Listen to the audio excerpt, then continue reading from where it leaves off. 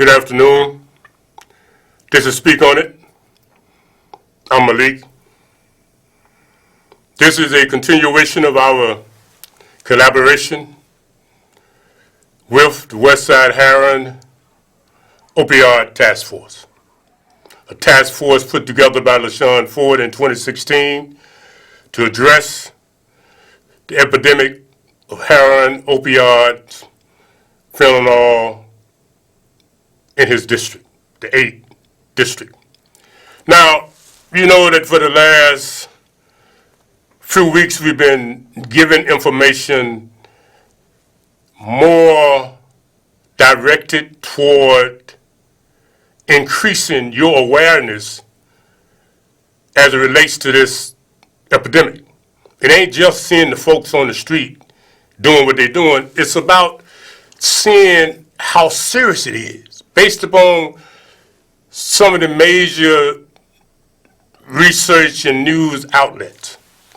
So we will continue in that direction because there are others that's talking about what the partners are doing. Now, in the Westside Heron Opioid Task Force, you got many partners. And now I got a text today, you got 3 or 4 aldermen that have actually signed on to be chairpersons in their wards. That's good. Because last week you saw where in one area they teaching children in school how to administer Narcan because it's so bad. Them the white kids.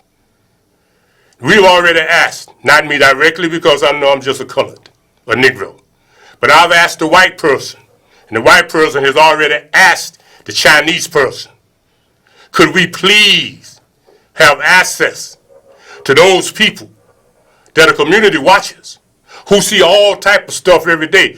Dude killed on my corner last week, and now we facing retaliation. See what I'm saying? People ODs all the time. So we hoping that the Asian people will allow us poor Negroes to talk to the Negroes that's standing out there on the front line.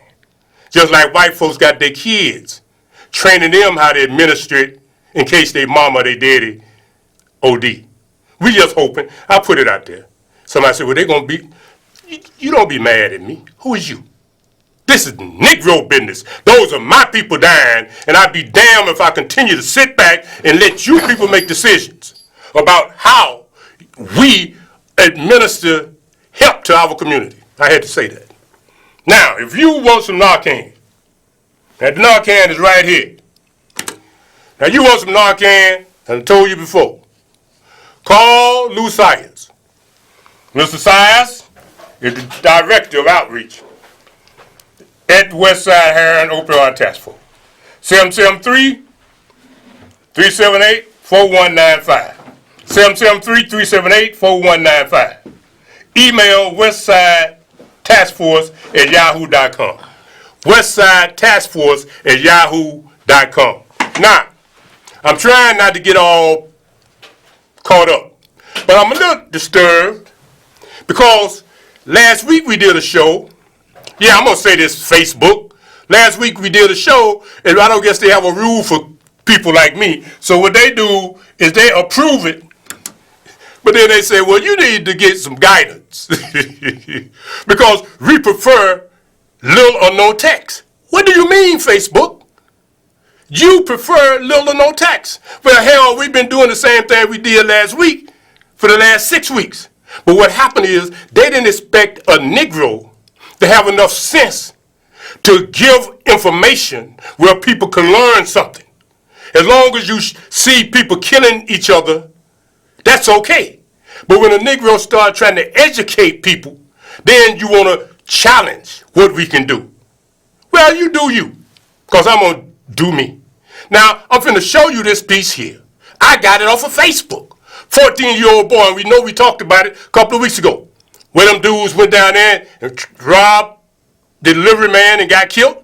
Now here's a 14-year-old kid that I got off of Facebook. Why didn't you tell him y'all don't show that? This boy here and some of his little friends having a conversation. They done caught him now. But that's why LaShawn Ford put this thing in place. Because he know these little kids here, these little young'uns here, they will actually get high on marijuana, actually get high on dope, and they think it's a joke. Look at this little boy. But then the mentor, but they don't want me to be a mentor. They want some damn Hispanic or Asian to mentor this boy. What are you going to tell this boy here? This boy need a Negro man. Number one, he need to go to prison past 21. He need to go to prison a long time, and then they need to let me in there, so, and others like me, so we can help catch this boy's spirit, because he already is a killer, or wannabe. Look at him. So they y'all should be over there praying this. Right. Y'all already got the easy way. I'm talking about when that said. No, I was scared. I wasn't even thinking about it. They just said a license. Right. When that boy said license. I'm only got 16, bro. You never press your life. Your mother gonna be about 500. Well, y'all should do something. But I ain't gonna count. But if I was you, and I'm with somebody just shot somebody, I would be like, what the? Do you see? Nah, bro. Cause boy, when I shot that, I read that you finna pull up on me. I was like, oh yeah, I'm finna have to get running. When you shoot, did you shoot him in the car or out of the car? Right, when he was hopping inside the car, I parked him. Cause at first, when he was running toward the car, I ain't had the gun caught black. Caught back. So when I shot, they was like, I'm like, what? I caught the back. It was inside the head. That boy face said. But when you shot that, and I looked at him, he was like he didn't get hit. Right. Until that boy, it looked like he didn't get hit until he looked at his shoulder. He was like,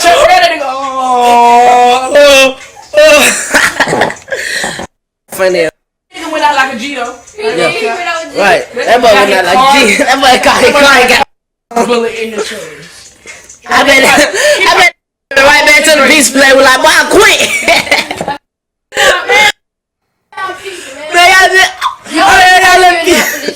Right. He probably just got. Cause but when I did him like that, he was like, man, you can have the pizza and the money in your car. He said, this all I got in my pocket. He put out that wallet. I thought I seen 20. I bet none of y'all know who that is besides Casey. You wish you seen. No. Right. You know who that is? Yeah, that's Snoop. I know.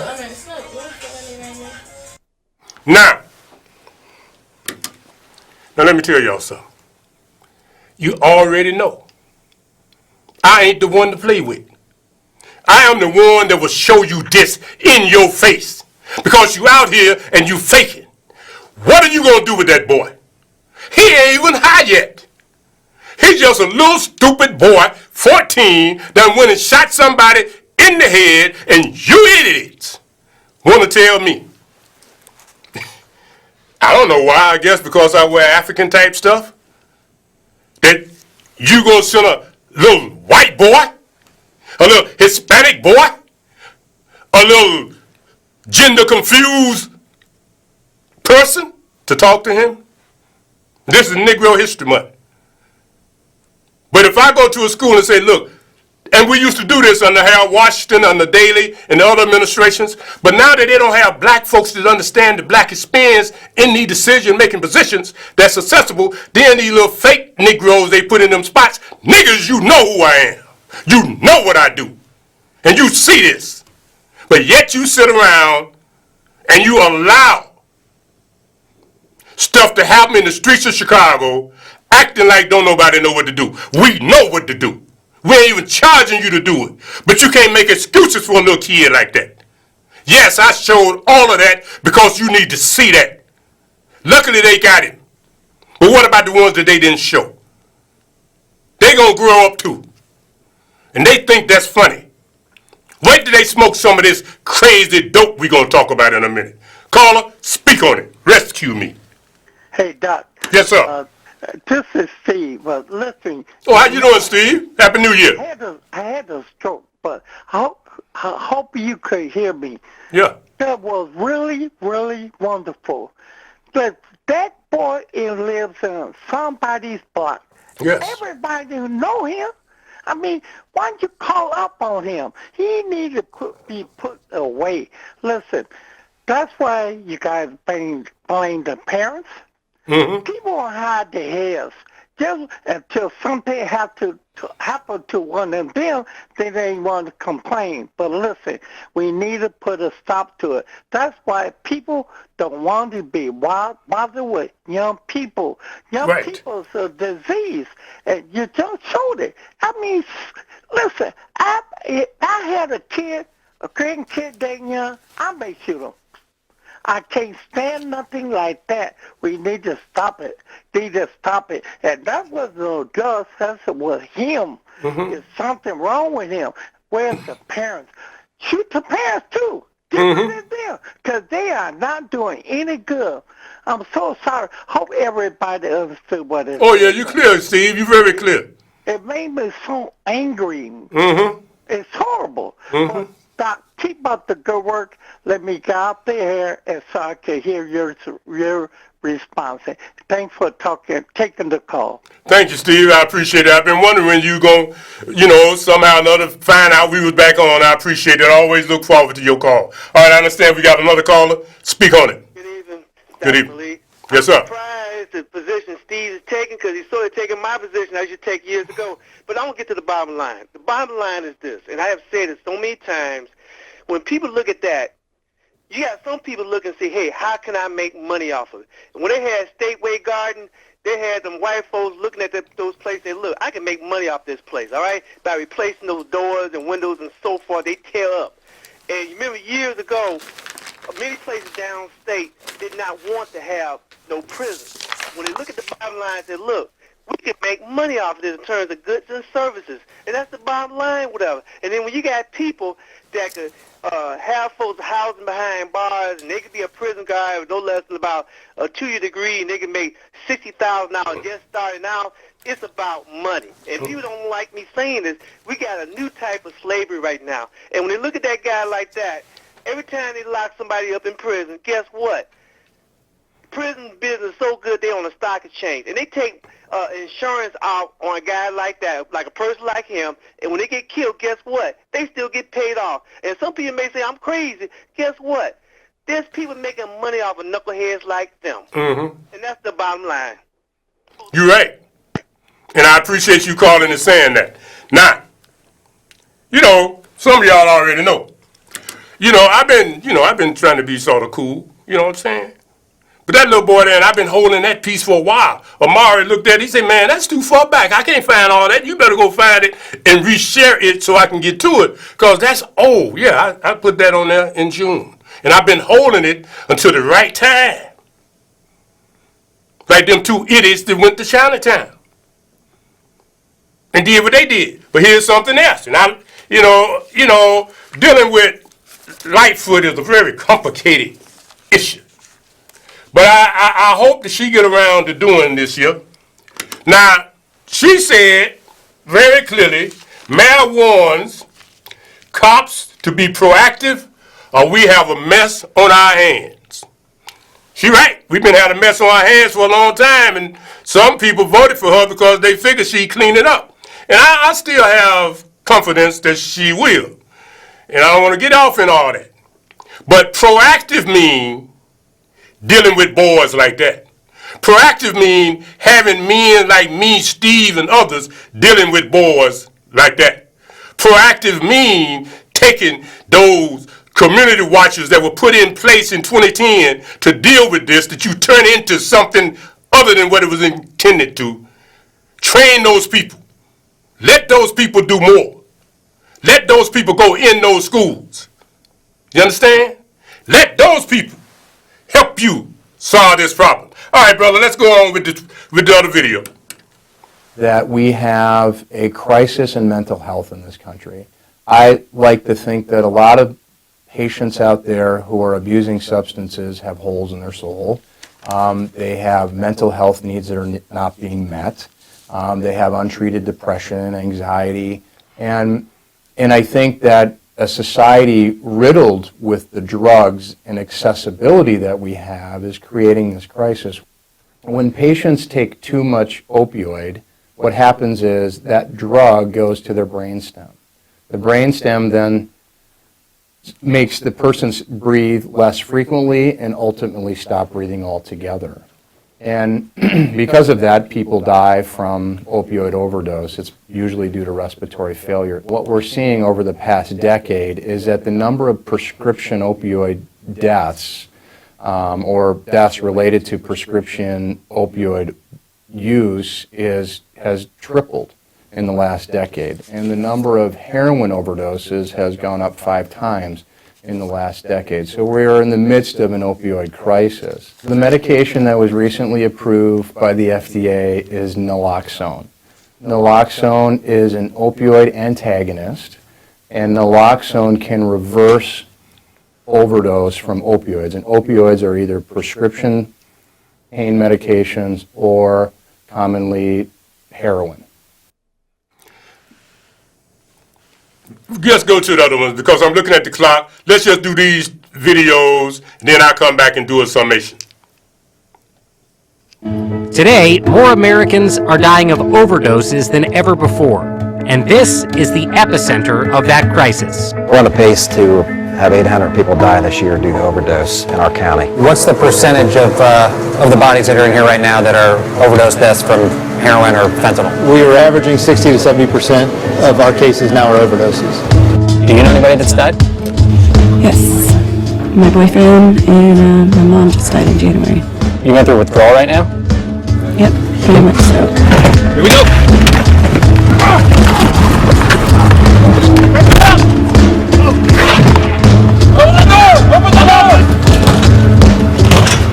Do you guys mind explaining to me why we gotta put these masks on? The short answer is if you breathe it in, you can die. You said you have a nickname for this street. Morgue Avenue. Morgue Avenue. It's not Morgan, honey, it's Morgue. You literally just walked in to cash a check, and by the time you came back, your brother had gone and come back and got in an accident and then told the paramedic that he was on fentanyl. Yeah. What's it like to go through this? Hell. Hell. Every day it is hell.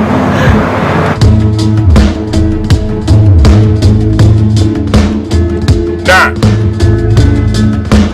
let me say this here. We could go on, but time is limited. See, it ain't just us, y'all. See, those opioid pills get these people addicted, but they can't keep up. So what they do is they go on the street and they buy what they think is heroin, but it's already been laced with fentanyl or some other deadly substance. So Sean Ford knew there was an epidemic in his district. And we know there's an epidemic in our families. But he did something about it. And now that the governor has signed this $4.1 million executive order to address some of these needs, and I salute him and LaShawn Ford for that, and President Trump, because he signed the order for almost $1 billion to deal with it. Yeah, I said that. Yes, I salute Trump, because he put some money where his mouth was. This epidemic didn't just start. This epidemic been going on for a minute. Behind your favorite imposter, this epidemic was going on. But here, man, show me the next one. I don't want to get into that.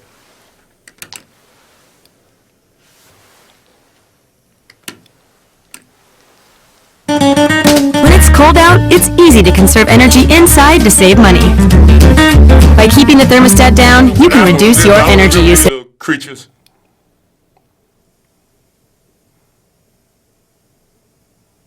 Take a look at this tonight. You don't have to be an expert to know this is a lot of drugs. It was headed to Indiana, but thanks to officers here and out in Oklahoma, it's now off the streets. We're talking about $1.2 million worth of meth and cocaine right there in that trunk. Police say the drugs were headed to a house in South Bend. Narcotics detectives in Oklahoma stopped that car and made the bust. Then officers here in Indiana arrested the people living in the home where the drugs were reportedly headed. Well, potential. Hi, I'm Tom. Now, let me tell you something. You say, why you use something from there? Man, I'm going to use stuff from all over the place. Why? Because Indiana is just a spit from Chicago, from Illinois. Just like Cincinnati. We talked about that a little bit last week. Just a spit. So don't think that because we bring you information showing it to you that we are not addressing the issue here. LaShawn Ford said, bring awareness of the situation. The situation is not just a local situation. This is an international situation. And I want folks particularly to speak on it from Retro Current. I want you to have more information than street slang, because y'all think all I can do is talk crazy. No. Just because I got a terminal degree don't mean that I'm terminal. I can still do both. So now we are dealing with the other side of what you just assume I am. And that is giving you quality of information that connects the dots. Now we're going to look at this last video. And then, if you got a minute, you can call in. Otherwise, we're going to talk about this right now. Wait a minute. Let me do this here. Now, I told y'all last week about this $20, and y'all saw that. $20 an hour to work with weed, that's pretty good money. Hopefully, they'll go hire some of them dudes they sent to jail, and now they'll give them first choice at those jobs. Now, in Joliet, we already know that in Joliet, those weed workers have unionized. $20 is good. And you know, I salute them for that. It's a long ways from them 7 1/4 minimum wage, or 8 1/4 minimum wage, or $10 minimum wage, or $13 minimum wage, or $20 minimum wage. So hopefully those are in a position to make these decisions. Hopefully those people will actually hire people that have been involved in the game and know more about reefer than some of these other folk that they're more likely to hire. But I don't want to judge. I'm just hoping for the best. But now we're going to show the other piece if it's still there. If not, we'll come back to me. But I ain't that particular about talking right now. Right now, I just want to see this piece.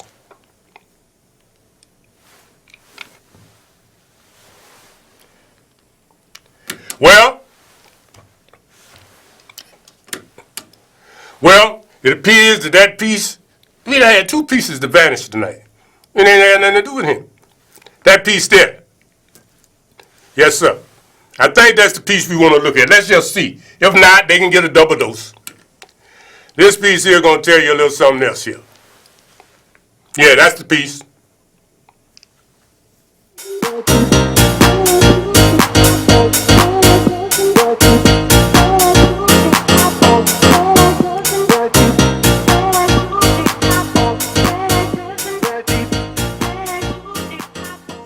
Those agents are, they should get a medal for doing their job. Saginaw County Sheriff William Federspiel talks glowingly about the work of the U.S. Customs and Border Protection agents at Michigan's border. The CBP says that in 2019, 10 pounds of fentanyl were confiscated at the state's 5 ports of entry that it patrols. Enough fentanyl to kill 1.5 million people. Fentanyl that won't make its way to Saginaw County. The people who are going to inject heroin that's laced with fentanyl, the officers or medical personnel who happen to come across it may not even know it's in the car, and they go to touch somebody or something and it goes right through our pores and it can kill us. Those same border agents also seized $7.8 million in counterfeit money last year. Well, it's devastating to a community when you introduce counterfeit bills, especially local businesses, mom and pop shops, etc. It can be disastrous for some companies. Again, I want to congratulate the border agents who are out there doing an exceptional job. Federspiel appreciates the efforts of the CBP. Closer to home, he says his office will do everything it can to rid the area of substances that can kill. We want to ensure that we continue to do the things that we're doing so that we can keep our citizens safe and our officers safe. Reporting in Saginaw County, James Felton, WNEM, TV5. So, caller, speak on it. Carl? Dr. Malik, I'm going to make it real quick. Oh, yes, sir. This country was based on slavery. 150 years before the Constitution, it was slavery. And when you look and see what happened, we was talking about a couple weeks ago, a state that's giving away heroin, and I do believe that was Maryland, to create a market. And just watch what I say. It may be 8 or 10 years from now, guess what? Heroin is going to be legal, and it's going to be about states and the federal government being able to make money off of other people's misery. They did it with liquor. They did it with cigarettes, and they're doing it with reefer. And just watch, it's going to be heroin next. And well, let me just say, you call next week and we'll finish it. I'm 15 seconds over my allotment. Thanks a lot. We'll holler. Remember, if you need some help, you need to get some Narcan, call Lucide 773-378-4195. Email Westside Task Force at yahoo.com.